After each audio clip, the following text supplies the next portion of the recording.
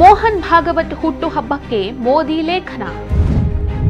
ಹಿಂದೂ ದ್ವೇಷಿಗಳಿಗೆ ಉತ್ತರವಾಯ್ತಾ ಮೋದಿ ಲೇಖನ? ಕಿತಾಪತಿ ಮಾಡುವವರಿಗೆ ಸಂದೇಶ ಕೊಟ್ರ ಮೋದಿ?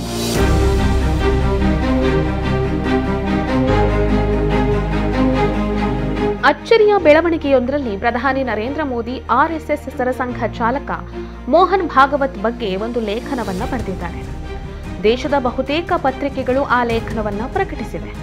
ವಿಶ್ವದ ಅತ್ಯಂತ ಪ್ರಭಾವಿ ಸಂಘಟನೆ ಎಂದೇ ಕರೆಸಿಕೊಳ್ಳುವ ರಾಷ್ಟ್ರೀಯ ಸ್ವಯಂ ಸೇವಕ ಸಂಘದ ಮುಖ್ಯಸ್ಥರೊಬ್ಬರ ಹುಟ್ಟಿದ ದಿನವನ್ನ ಈ ರೀತಿ ಸ್ಮರಿಸಿಕೊಳ್ಳುವ ಪರಿಪಾಠ ಸಂಘದಲ್ಲಿಲ್ಲ. ಹಾಗಾಗಿ ಈ ಒಂದು ಲೇಖನಕ್ಕೆ ಮಹತ್ವ ಬಂದಿದೆ. ಅದರಲ್ಲೂ ಮುಖ್ಯವಾಗಿ ಮೋದಿ 75ನೇ ವಯಸ್ಸಿಗೆ ನಿವೃತ್ತಿಯಾಗಬೇಕು ಅಂತ ಮೋಹನ್ ಭಾಗವತ್ ಸೂಚಿಸಿದ್ದಾರೆ ಅನ್ನೋ ವರದಿಗಳು ಮಾಧ್ಯಮಗಳಲ್ಲಿ ಚರ್ಚೆ ಆಗ್ತಿರೋ ಈ ಸಂದರ್ಭದಲ್ಲಿ ಈ ಲೇಖನ ಬಂದಿದೆ ಅನ್ನೋದು ಇಲ್ಲಿ ಬಹಳ ಮುಖ್ಯ.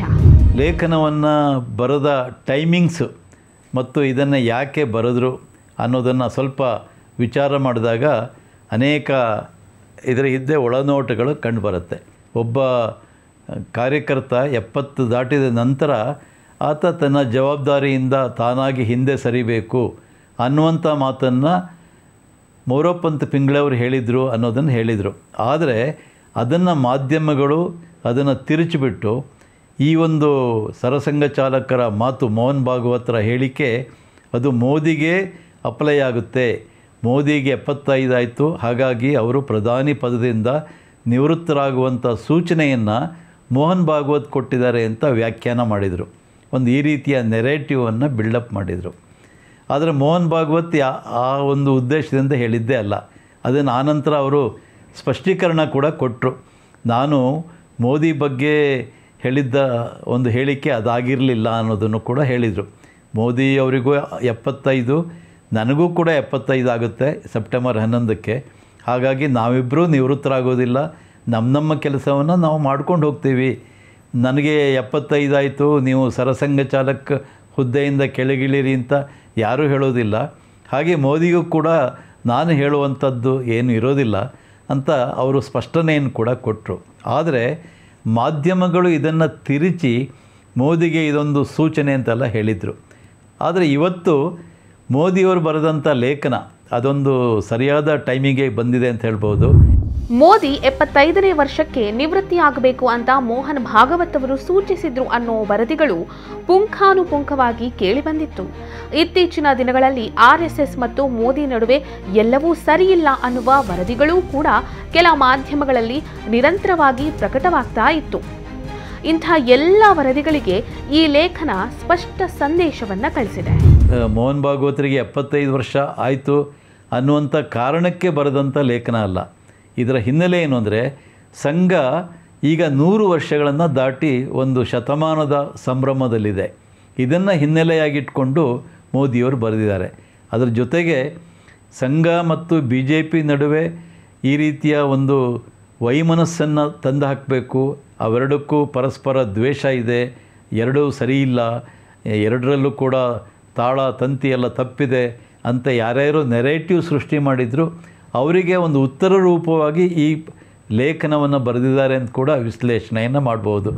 ಇಷ್ಟೆಲ್ಲ ಸಂದೇಶವನ್ನ ಪರೋಕ್ಷವಾಗಿ ನೀಡುವ ಲೇಖನದಲ್ಲಿ ವಾಸ್ತವವಾಗಿ ಏನಿದೆ?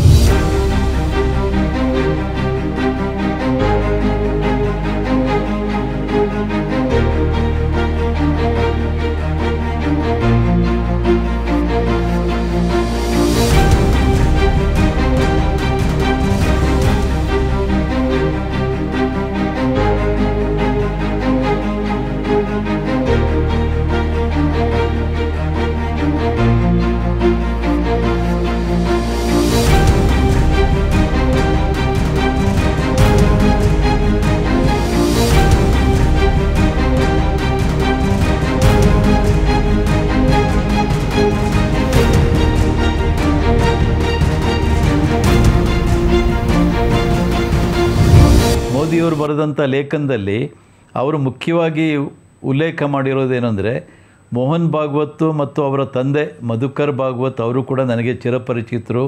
ಮಧುಕರ್ ಭಾಗವತ್ ಅವರು ಗುಜರಾತ್ನಲ್ಲಿ ಕೆಲಸ ಮಾಡುವಾಗ ಅವರ ಸಂಪರ್ಕಕ್ಕೆ ನಾನು ಬಂದೆ. ಅದರಲ್ಲಿ ಅವರಿಂದ ನಾನು ಸಾಕಷ್ಟು ವಿಷಯಗಳನ್ನು ಕೂಡ ಕಲ್ತ್ಕೊಂಡಿದ್ದೀನಿ ಅಂತ ಹೇಳ್ತಾ, ಮತ್ತು ಶ್ರೇಷ್ಠ ಭಾರತ್ ಅದು ಏನು ಇದೆ, ಏಕ ಭಾರತ್ ಶ್ರೇಷ್ಠ ಭಾರತ್, ಅದನ್ನು ನಿಜವಾಗ್ಲೂ ಮೋಹನ್ ಭಾಗವತ್ ಅನುಸರಿಸ್ತಾ ಇದ್ದಾರೆ.